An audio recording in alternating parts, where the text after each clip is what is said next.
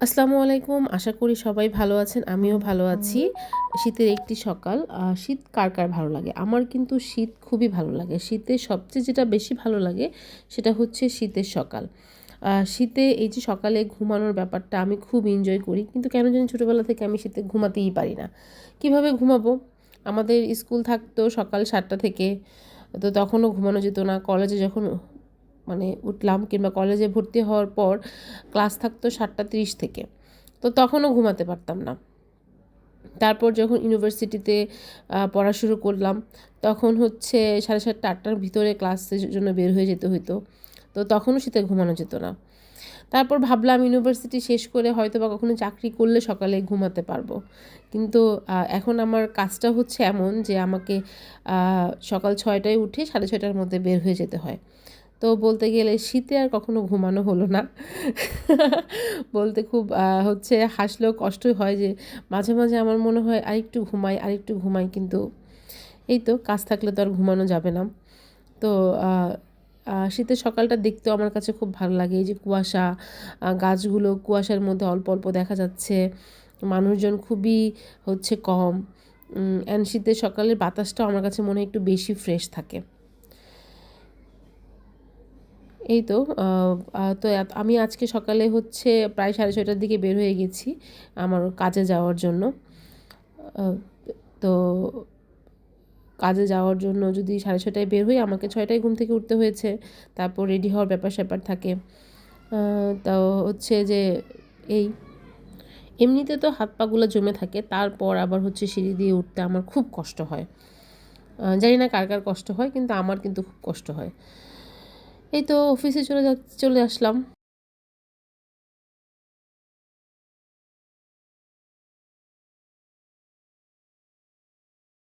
Office শেষ করে আমি প্রায় ৮ ঘন্টা পরে বাসায় চলে এসেছি। বাসায় এসেই ১ম এ আমি হচ্ছে জামাকাপড় ধুয়ে খুলে ফ্রেশ হয়ে রান্নাঘরে চলে আসলাম। কারণ আমাকে তাড়াতাড়ি রান্না করতে হবে। রান্না করে আমাকে ঘুমাতে হবে। কারণ কেন জানি একটু না ঘুমালে আমি হচ্ছে পরের দিনের জন্য আবার রেডি হতে পারি না। এই তো আমি একটা চুলার মধ্যে একটু ভাত বসিয়ে দিয়েছি। আরেকটা চুলায় আমি আজকে আমার যেহেতু আগে থেকেই রান্নাবান্না করা থাকে, আমি প্রতিদিন একটা করে আইটেম রান্না করি। তো আজকে আমি একটু সিম, আলু, টমেটো দিয়ে রুই মাছের ঝোল করব। এজন্য আমি রুই মাছটা ১ম এই ভেজে নিয়েছি। আর হচ্ছে যে মশলাটা কষানোর জন্য আমি একটু পেঁয়াজ ভেজে নিচ্ছি। তারপর এর মধ্যে আমি একটু রসুন বাটা দিয়ে দিলাম।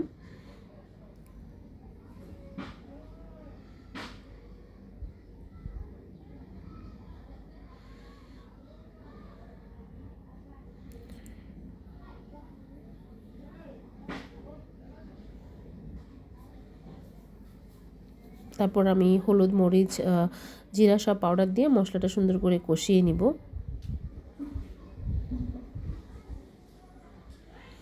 আমার কাছে কিন্তু সিমের নিরামিষ বলেন, সিমের মাছের ঝোল বলেন খুবই পছন্দ। শীতের সবচেয়ে পছন্দের সবজি হচ্ছে আমার সিম আর হচ্ছে নতুন আলু। ২ টা জিনিসই আমার খুব পছন্দ। তো আজকে বলা যায় যে আমার পছন্দের খাবারই রান্না করছি। কিন্তু আমার আবার হচ্ছে এই সিমটা আজকে রান্না করলাম, তার পরের দিন খেতে খুব ভালো লাগে। ফ্রেশটার থেকে আমার কাছে মনে হয় একটু ফ্রিজে রেখে রান্না করে খেলে সিমের টেস্টটা বাড়ে।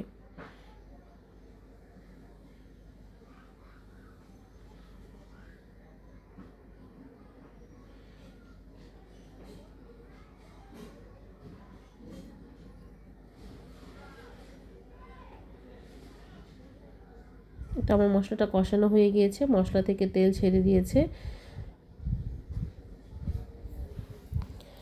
আমি ১ম এই যখন হচ্ছে এসেই সিম আর আলু কেটে নিয়েছিলাম, সুন্দর করে ধুয়ে নিয়েছি। তো এখন সিম আর আলুটা মশলার মধ্যে আমি দিয়ে দিচ্ছি।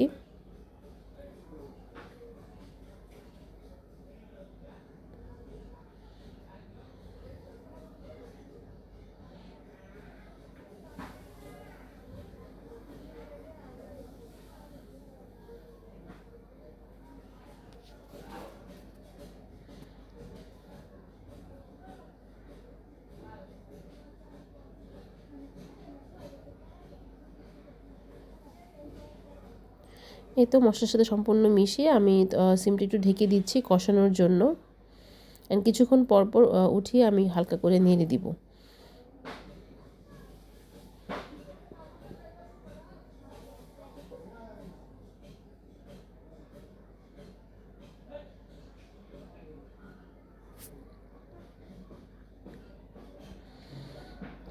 যেহেতু হচ্ছে শীতের ঝাল খেতেও আমার খুব ভালো লাগে, তো আমি হচ্ছে একটু বেশি করেই কাঁচামরিচ দিয়ে দিয়েছি।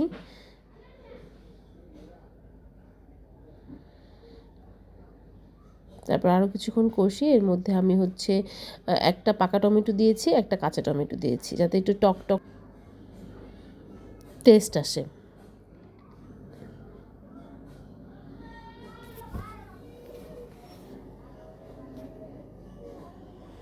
এই তো তারপর আরও কিছুক্ষণ কষিয়ে নিব।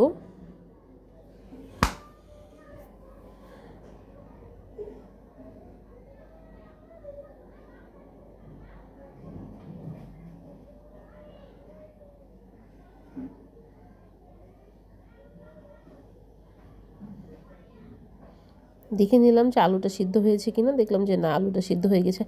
আসলে নতুন আলু সিদ্ধ হতে সময়ও লাগে না খুব বেশি।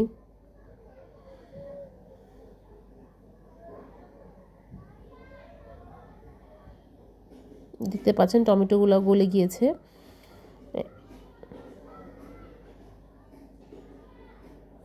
এই মুহূর্তে আমি ঝোল অ্যাড করে দিব।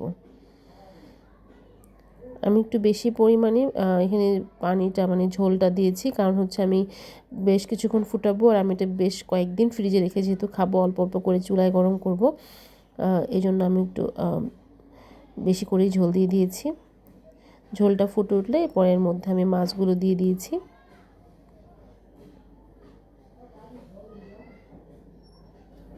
এই তো তারপরে একটু নেড়ে দিলাম।